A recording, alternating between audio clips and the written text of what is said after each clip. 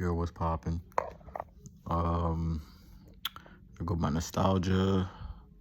Um, I'm a beat maker, sample-based beat maker. Um, I've been doing this since 2017. Yeah, 2017. So it's about to be 10 years since I've been making beats, which is pretty cool. It's very cool, the fact that I'm able to keep going, this far, and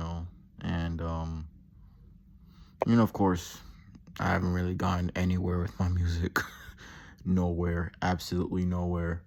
I think over time it's became evident that, it's not the, I wouldn't say it's not the career for me, but I'm not going out of my way to take me to where I want to, and I think it's just because I've been struggling with a lot, like learning music and just recording, and like it's so much technicalities that it, like, you get to see who's where and what's where in music. You know what I mean? Like, some people, they do a great job playing instruments, they're very talented, the instrumentalists. Some people are very good at mixing, or mastering, like certain things that people really peak. And altogether, as an artist, you want to be able to learn all of them, if you want to be at the top of the top, you know what I mean? And my personal struggles with music is probably mixing. um the thing with mixing, you can know everything, but sometimes if you don't have the right equipment to record into, or if you don't have certain stuff, it makes things hard. And by hard, it means if you want to get a certain mix, it's a lot of trial and error. It's a lot of trying and error. And the tricky part is not every song is going to be the same. Not every song you're going to approach with the same mixing technique or whatever. Like, everything's different. So it's a lot you got to learn. A lot you got to learn. And I'm still learning. I feel like every producer is still learning. Still to this day. Even the best ones are still learning. But yeah, it literally depends on what you're using and how you're using it, So I do say this, like, a lot of people say this, equipment doesn't matter, equipment doesn't make the beat or whatever. And that's true. It doesn't make the beat. It doesn't make the beat at all. But you have to know what kind of mixing tool that you're using if you want to draw out the best of your song. I think that's very important. Like, I can do the same mixing stuff that other people, I can literally do word from word, right?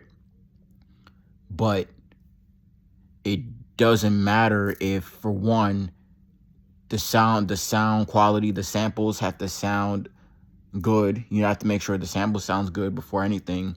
You have to gain stage. You have to, make sure everything is where it's supposed to be.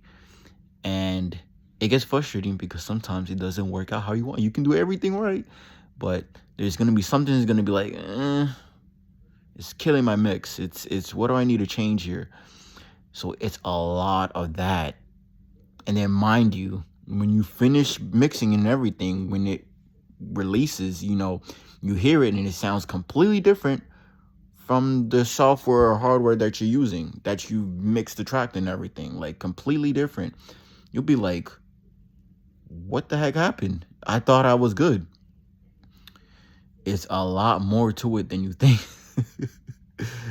And I can see why people quit, or I can see why people don't want to, they're not, it's okay. Not everything is for everybody. And, you have to keep learning and going through the process if you want the best out of your music. Um, but yeah, like it's I've never thought after 10 years of doing this shit and I've been watching so many videos and doing this and that, it's like damn, it's still a lot that I need to do, that I need to learn and bring forth. But yeah, man, I just wanted to make this video for one to vent, but and also whoever's watching this, just be mindful of what you're using and how you're using it. You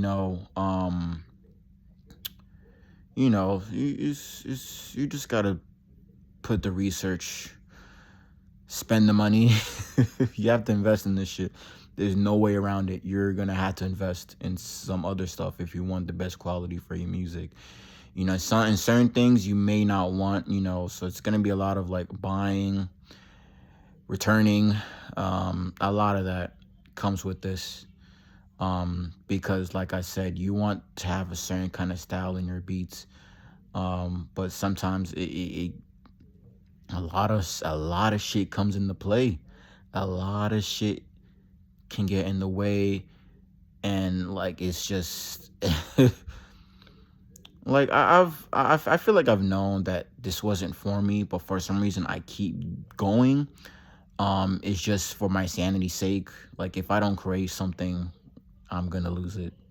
So I just do it. I just do it, and I just put out whatever I can. I mix however I can. If it's not working out, I'll put out the best recording song. I do a lot of mixes, a lot of like mixes of the same song, but it's just different mixes, and I just have to pick out the one that stands out to me the most. Um, but I just keep note on the good ones, you know what I mean? So I can go for the approach next time. But like I said, not every track is going to be the same. And you just got to memorize. You just got to know what you need to do, what plugins work for this and that, and what equipment you're using. You have to know your equipment. You have to know it all, gang. You have to know it all. Uh, and I'm not saying this to scare any producers or anyone who wants to get into this, but I just want to, I'm making this video because it's not only physically doing it, but mentally. Are you mentally prepared to go through this process? Are you mentally prepared to deal with the disappointments of not having the song recorded the way you want it? You know what I mean? Um, it's so much you have to take in consideration, and you know, keep going. If sometimes it's not supposed to be easy. So if it was easy, everybody would be doing this. And I honestly thought I first go into this, okay, I make the beat. Like I was good at making beats, you know, still am good at making beats. I love making beats. But I think when it gets to the mixing part, when you're actually having to tune and adjust a lot of shit, it can feel discouraging. It can, because you that's the thing. And here's the crazy part. You go to tutorials, right? They're not no every tutorial I've been watching, they telling you their process. They're telling you how they mix their beats and whatever, right? But they're not going to tell you, okay, like this is supposed to go here or this is supposed to go there.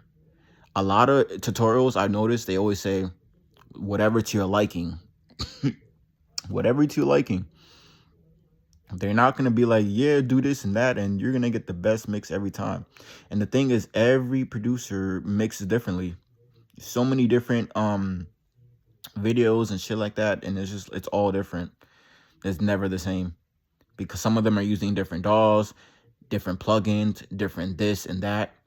So it's like it's a process. So they're not going to tell you. So it's like you literally, like, yeah, they'll show you like, okay, mix here, this is what you do to cut the low end so this doesn't clash with that, or tune in or whatever and stuff like that, right? But you can do all that, but sometimes in your mind, you want a certain kind of mix, you want a certain kind of production, and it's not coming out the way you want it. You know what I mean? No matter how much, and it does help. I'm not saying it doesn't help. It helps a lot, but I'm just saying you have to be aware that it may not work with the kind of song that you want. You know what I mean? Like, it's certain shit. You just have to know that different mixes applies for different songs, different tracks, and everything like that. So it's just something to be mindful. I literally made this video because I made a beat that I really love, right? I'm mixing it. I'm listening to the final track, and it's just like, it's not how you wanted it. And I'm just like, damn, like, it never changes after all these years. It's still the same kind of like, but you got to keep going. You got to keep going. You got to keep doing it. It's not something that you're gonna like. No perfect mix happens overnight, and I had to come in terms with that. You have to come in terms with that as well. You have to understand, like, yeah, the beat is fire and everything, but you have to put intention to the mix. You have to put intention to how you want it to sound when it's the final product.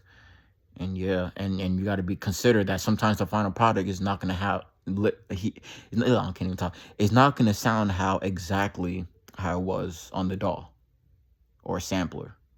So you always have to keep that in mind, and that's what's tricky. That's what's causes confusion for most producers, and it's frustrating because you're gonna do this many, many, many times. Like, I forgot one Michael Jackson song, but he had to mix it. I don't know how many times. It was a lot. It was a lot of times. I was like, bro. So it's just to show you that you have to be persistent. You have to have resilience. You have to have patience. Because it's not something that you can just, it's not easy. It's not easy. But yeah, man, it's frustrating. It's frustrating, but that's what comes a part of it. You know, like I said, making beats is easy, but when it comes to mixing it and then having it, so it's like a yin and a yang in a sense. That's what it feels like, a yin and a yang. And the final product is the result of balancing everything out. So you have the good beat, you balance, made a good beat. Now you have to have a good mix as well. And once you have that good balance. The easy part, it shows that you did the easy part, you went through the hard part. Your final product will show how much you went through and what, you know what I mean? Like, it'll show everything that accumulated to that. So yeah, I just wanted to make this video because holy shit. Holy shit. So, man, keep going. Don't give up. You just have to keep doing what you got to do. This is not an easy process. This is not you have to put in the work. You have to put in the amount of dedication, So like I said, I'm not, the reason why I have it titled I Quit Music is because I quit trying to appease to a certain audience. I refuse to appeal or, try and satisfy a particular listener or listeners. And, because at the end of the day, people are still gonna judge. People are still gonna, and that's another thing too. Your mix can sound perfect, but some people are not gonna like it, and that's just what it is. Some people are not gonna like it. Some people are not gonna fuck with it. They're gonna be like, yeah, this sounds pretty. No matter what you do, no matter what you do, and that's why I said you have to be mentally prepared. Mentally prepared. Okay, you have to be mentally prepared. Have a team. have resources that can help you improve every time. And yeah, that's how you're able to overcome. But it's not for everybody. It is not for everybody. And that's something that you have to come in terms with. It's something that you have to accept.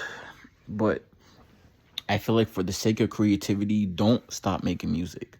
You want to always create, whatever it is. You always want to create, because that's the only way that's going to keep you sane, is going to keep you here. It's going to keep you well adjusted in this crazy world, that I would say. So keep creating, no matter how bad it sounds, no matter how many times you have to mix and record, and you just have to keep going, man.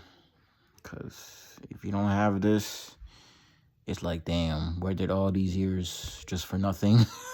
you know? Like, no, no. It's always for something. And that something is what kept you going, is what kept you alive to this day. You know what I mean? So don't give up. Keep creating. Keep creating. No matter if there's an audience or not, keep creating. And that's all I gotta say. Y'all have a blessed one. Y'all stay up. Y'all stay blessed. And keep going.